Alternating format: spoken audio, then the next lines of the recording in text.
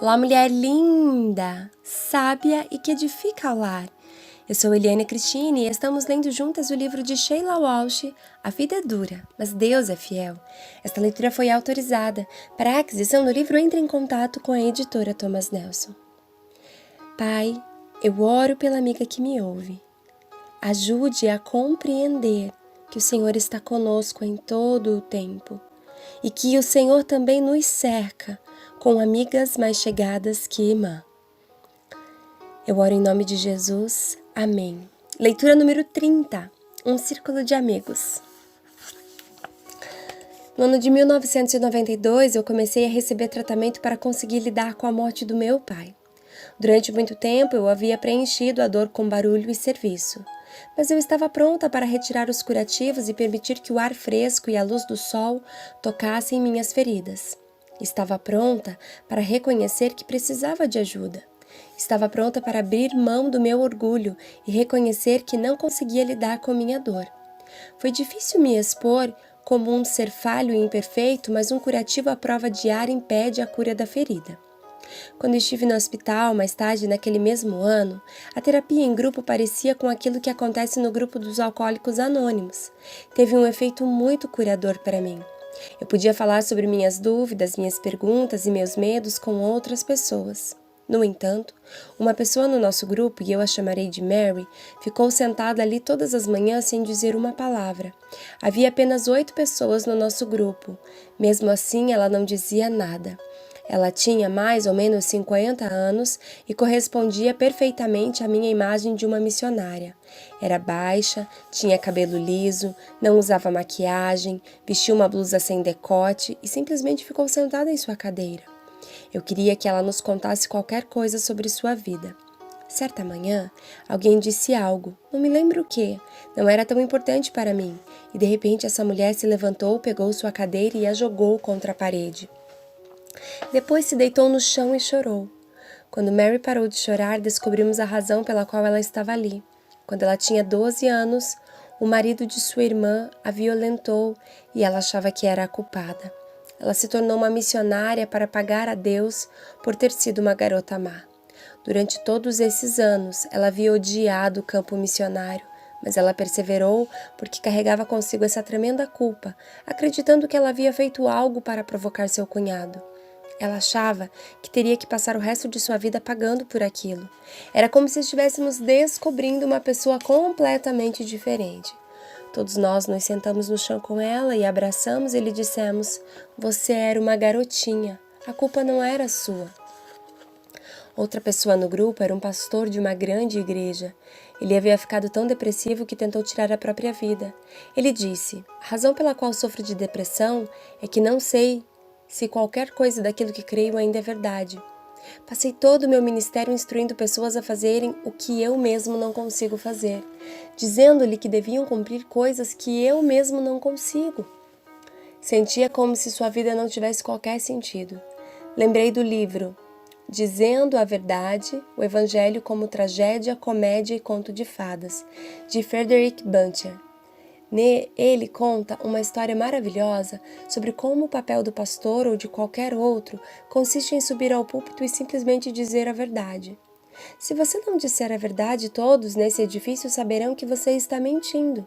Você será a pessoa mais solitária naquele lugar. Descobri isso ao longo de toda a minha vida. Gastei tantos anos no ministério tentando ser uma inspiração, tentando demonstrar como é entregar-se totalmente a Deus. Agora sei que minha perfeição abriu um abismo entre mim e outras pessoas. Reconhecer meus problemas abertamente foi a primeira ponte que permitiu que as pessoas viessem até mim. É difícil reconhecer nossa impotência diante da nossa conduta e pedir ajuda, mas não quero viver acorrentada pelo orgulho e pelo medo. Quero encontrar a cura e compartilhar a vida com os outros cristãos. Reconhecer nossa necessidade de ajuda para deixarmos de ser vítimas, abusadores, viciados ou hipócritas pode nos libertar e libertar as gerações futuras. Quero viver com pessoas autênticas e também quero ser autêntica. Alguns de nós talvez ande mancando, talvez ficaremos com uma cicatriz para sempre. Aquele a qual seguimos ostentou suas cicatrizes durante muito tempo, e Ele quer que nós lhe mostremos as nossas cicatrizes para que Ele possa curá-la. E Ele quer que estendamos nossos braços uns aos outros como servos e companheiros de viagem nessa jornada perigosa que chamamos de vida. Quando eu era mais jovem, eu sabia pouco sobre o que era tentar ser uma serva. Agora vejo que toda a igreja deveria oferecer um curso de lavagem de pés para iniciantes. A partir do momento em que entramos no reino de Deus, precisamos de ajuda para entendermos o princípio básico apresentado por Jesus. Quem quiser tornar-se importante entre vocês, deverá ser servo. Mateus, capítulo 20, versos 26. Tantas passagens das Escrituras nos são familiares, mas eu me pergunto quanto tempo investimos em meditar sobre as implicações destas palavras para a nossa vida diariamente.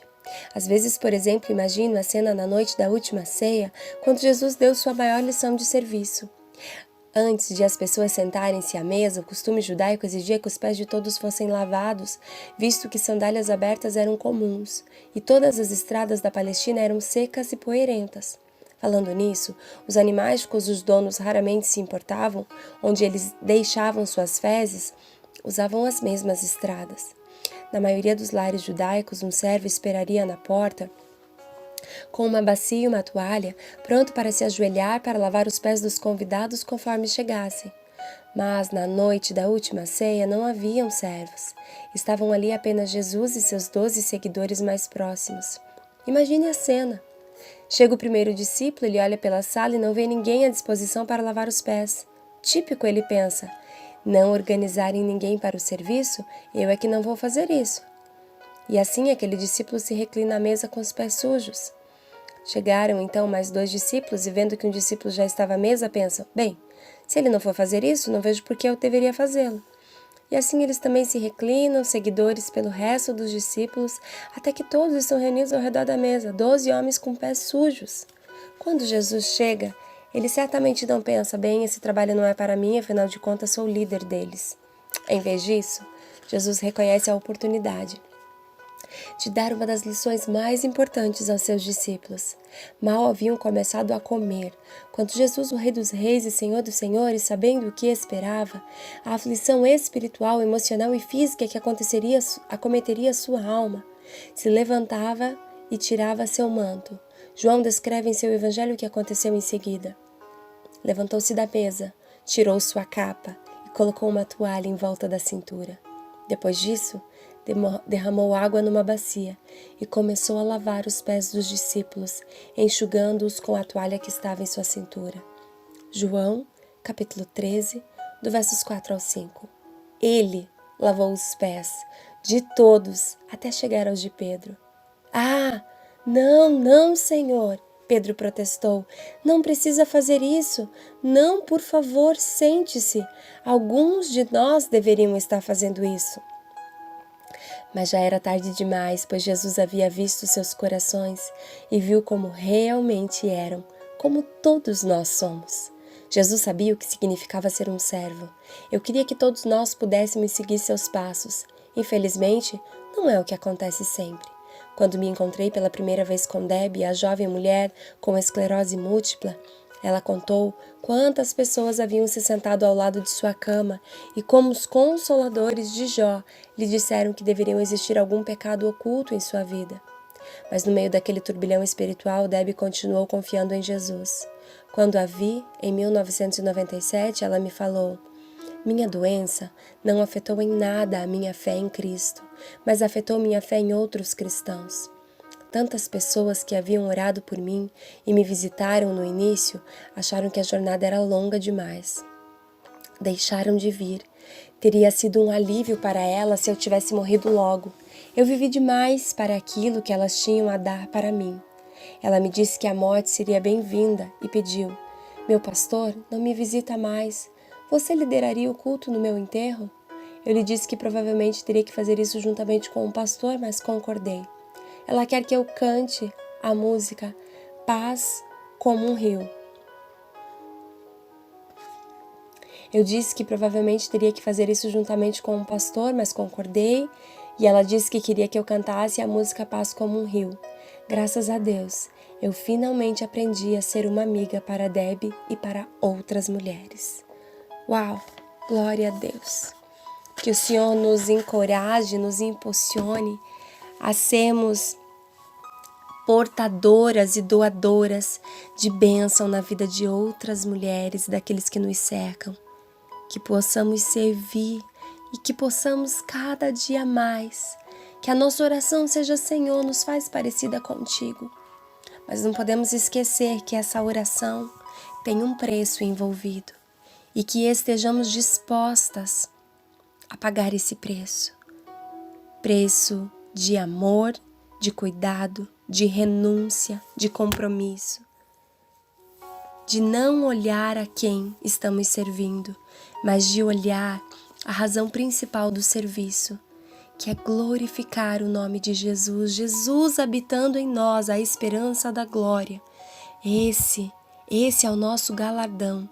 Tudo o que fazemos aqui está sendo contabilizado no livro da vida, no nosso livro. Um dia chegará um tempo em que nos encontraremos com o Pai face a face, e lá nossas obras serão todas abertas.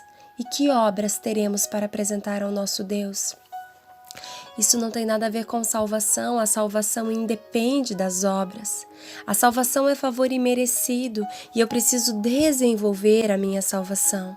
Mas as obras acompanham a pessoa que é salva, porque é impossível ser salvo e não realizar obras para o reino do Pai. Que obras nós vamos apresentar ao nosso Deus? Que esta pergunta fique aí na sua mente e que você seja constrangida pelo Espírito Santo a orar mais, pedindo ao Senhor que te revele aonde você pode ser mais eficaz no reino dele, aonde você pode de fato ser fundamental no reino dele, porque todas nós somos essenciais para o agir e o manifestar da glória de Deus em lugares específicos. E Deus deseja nos usar para que o nome dele seja glorificado. Um grande beijo, Deus te abençoe e até a nossa próxima leitura.